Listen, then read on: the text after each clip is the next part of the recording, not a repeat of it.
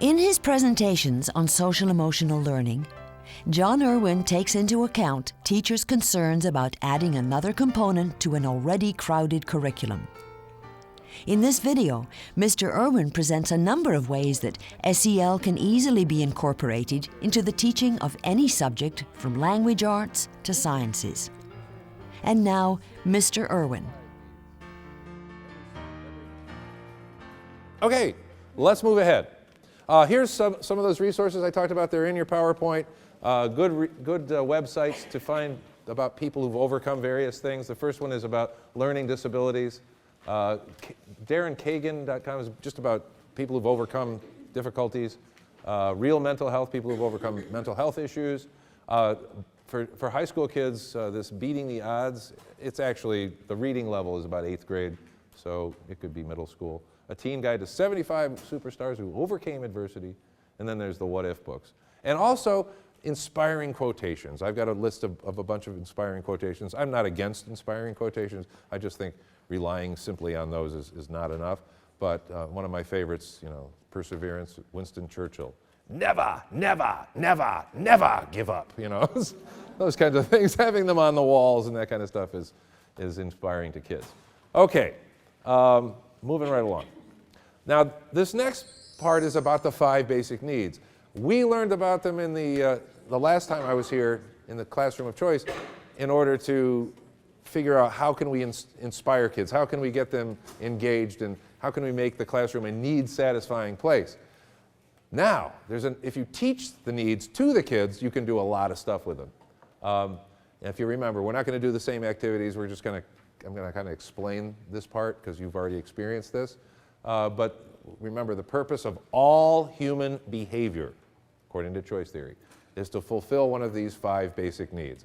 Everything you do is driven by your genes to meet these 5 basic human needs, which are the need to survive, which is having those physical needs, but it's also being safe, having a sense of order in our lives, and having a sense of security.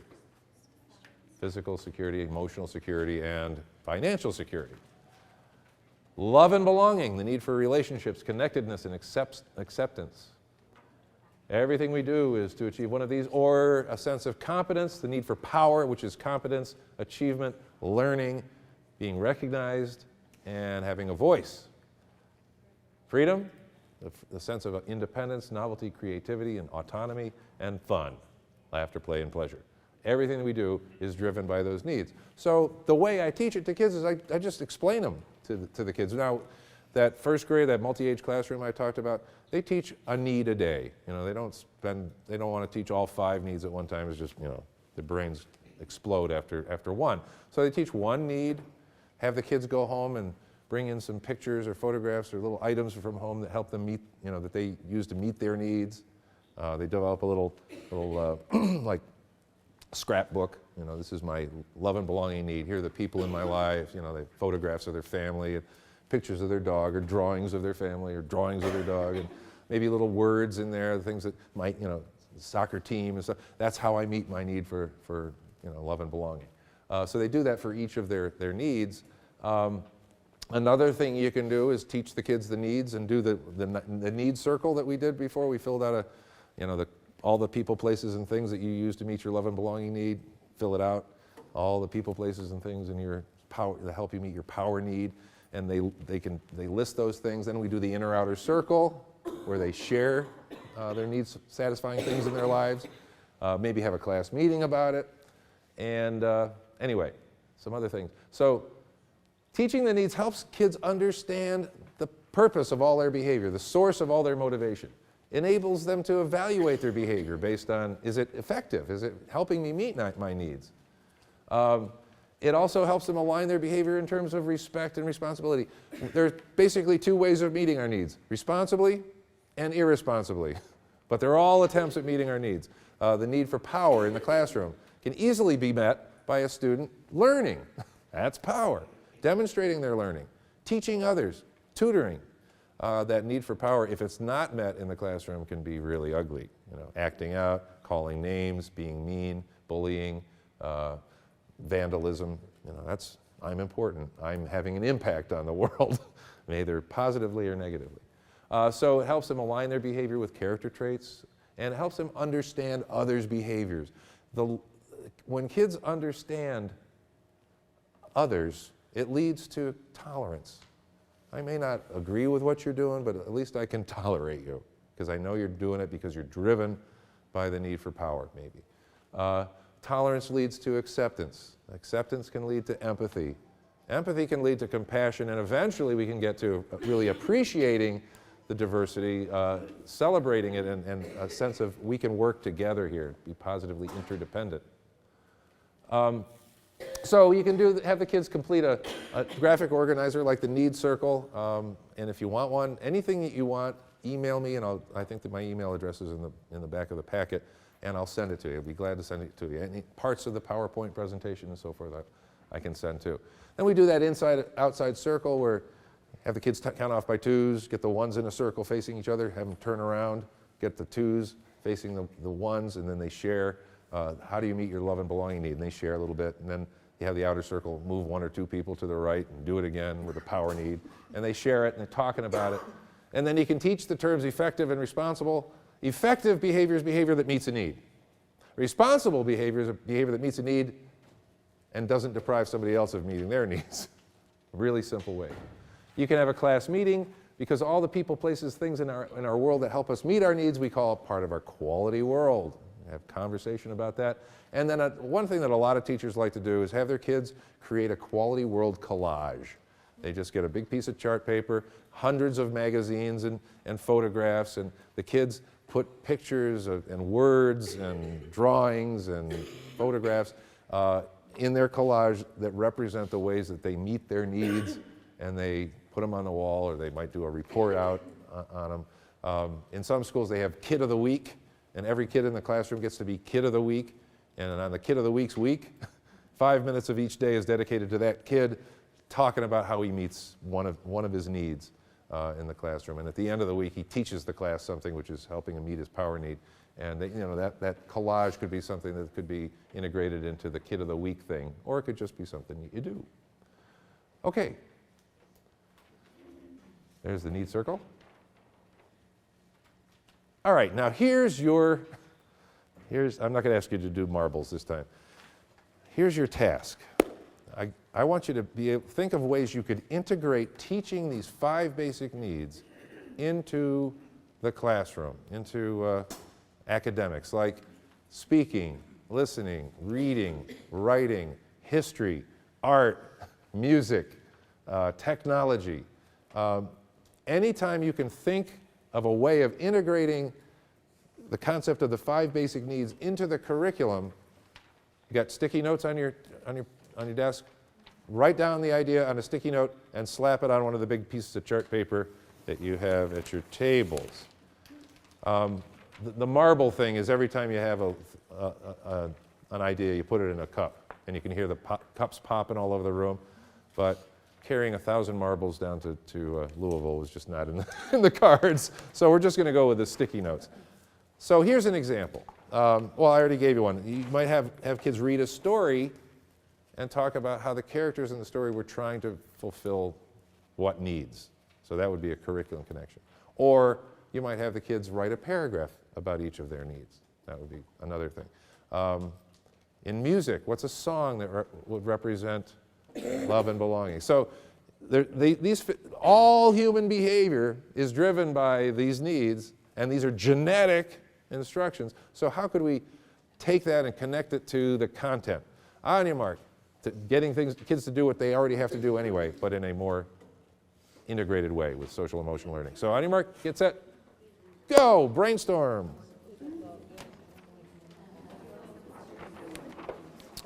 Write them on the sticky notes and put them on the chart paper. I share it. Right, Wouldn't during that fall under the, workshop, which would go under, power and Because you could send out messages where they could all join together to bring in magazines, various magazines, and then again you'd probably have to discuss the needs, the 5 basic needs, and what do you think it would look like before they go into the magazine and start cutting it out. So as they saw the pictures, they would be able to identify that need being met. What would it look like, somebody trying to, what's one of the 5 basic needs you got? Power, freedom. Just say it's survival. I'm thinking create a poster for survival, or work in a small group and create a survival kit. Theme poster for each one of the needs. And you could even, to kind of narrow it down, you could give each group a topic to look for. You know, you could talk about those needs and then just make, 5 of them and give each group that topic to actually look for, so that all your posters represent one of the basic needs. Well, you could honestly kind of do it like Survivor, couldn't you? Where Yeah. they're on, yeah. Do you teach social studies? I do. You do. I was thinking creating a survival kit for a person in history. So if you're the Indians, if you're studying one of the Indian tribes, your team has to create a survival kit for the Iroquois. Right. Excellent.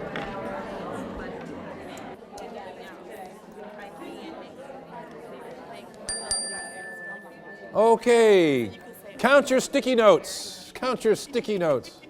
Okay, how many sticky notes you got? Throw me a number out. 9. Who can beat 9? 14. Anybody more than 14? Ooh, 16. Any more than 16? Okay, you guys get a free lunch and a way to go. Way to go. Oh, by the way, so does everybody else. Way to go.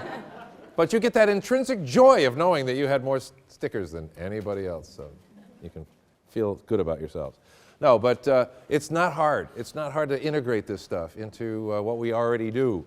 Let me share some of the ways that I've thought about doing it, and then I'll hear some of your ideas too. Paragraphs, how I meet my basic needs.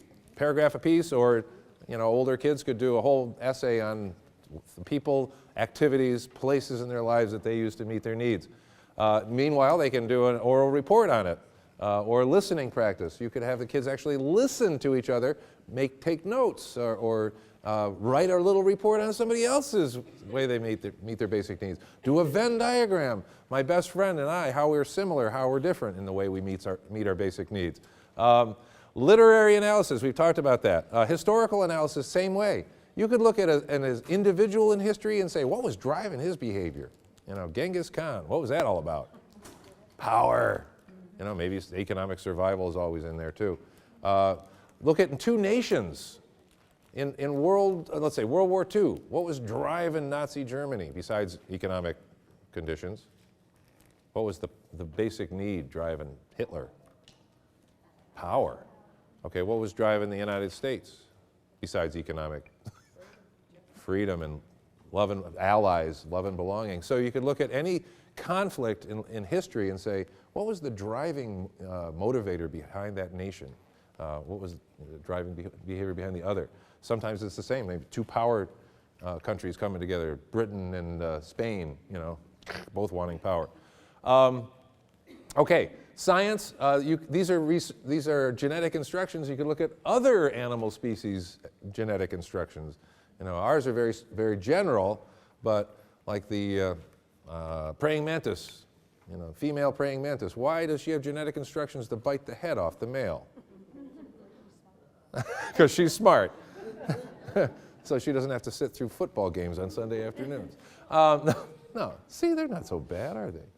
Okay, other ways. Technology, they can do PowerPoint presentations about their needs. They could do blogging. Music, students could research different kinds of music that seem to express the 5 needs. There's every song, every need has some music for it. I got the power. All you need is love. Da da da da da. I will survive. I won't sing anymore. Let's say, but freedom. I just want to be free. Chicago, Richie Havens, freedom. Fun. Girls just want to have fun. We had fun till Daddy took the T-bird away. There's other fun music. But you could take classical music. There's some classical music that seem to be about fun, like Haydn's Surprise Symphony. Bam! They all of a sudden hits you with a loud note. but different kinds of music that represent the needs. Skits that express how the needs motivate our behavior. I would love to have a teacher write a, what do they call it, an allegory, where the characters are the needs, and give them a situation and have them act it out. How power would act in this situation. How would love and belonging be? How would fun be? And have them actually act out the parts. Kids would love that. Dance, physically representing the needs. What does power look like? What does love and belonging look like? Art could be sculpt, painting, or drawing of realistic or abstract representations of the needs. On and on. So what were some of your hot ideas? Each table, pick one that you thought was really groovy. Groovy, how old am I? And share that one. Really, really sick. Your sickest one. Your most fly. What's your grooviest?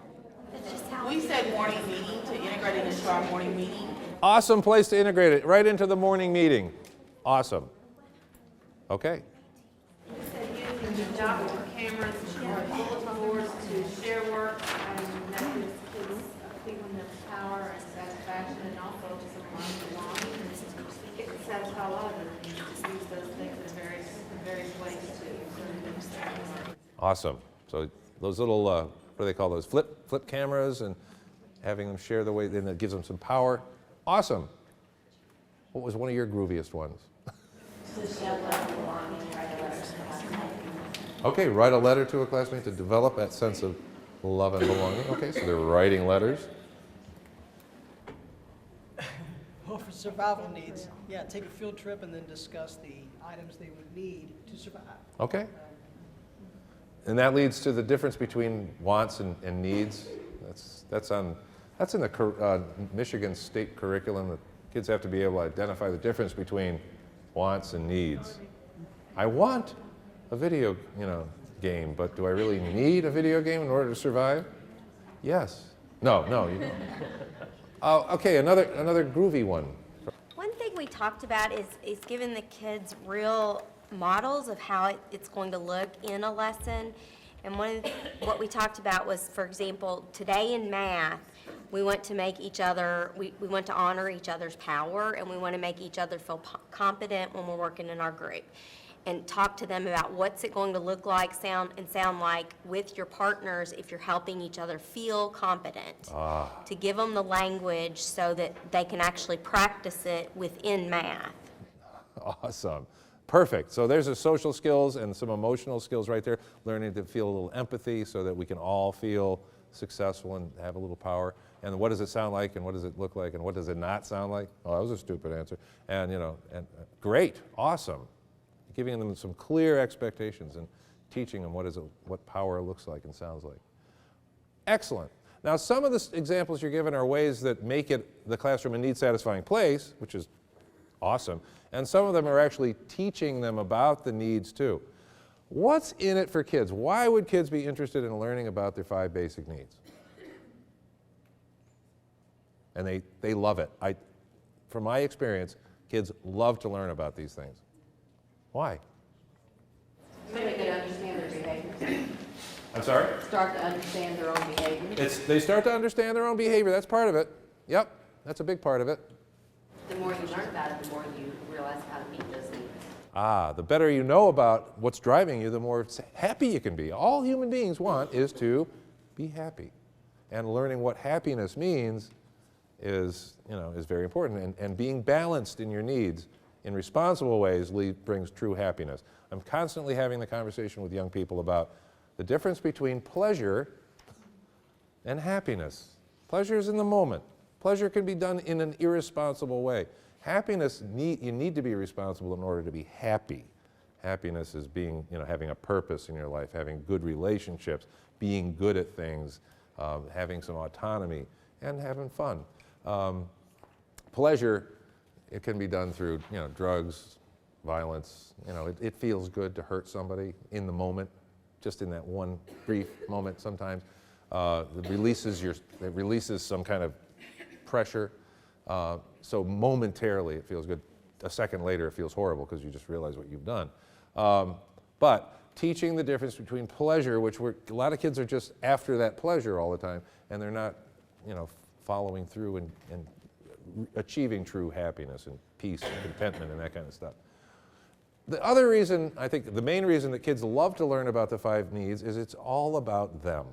All of us are our own favorite topic. And when they learn about themselves, they like it. And then they can tie it into literature, science, music, math, and it's more meaningful to them. In the next video, Mr. Irwin continues his presentation on social-emotional learning with a fascinating look at the influence perceptions have on our students' behavior.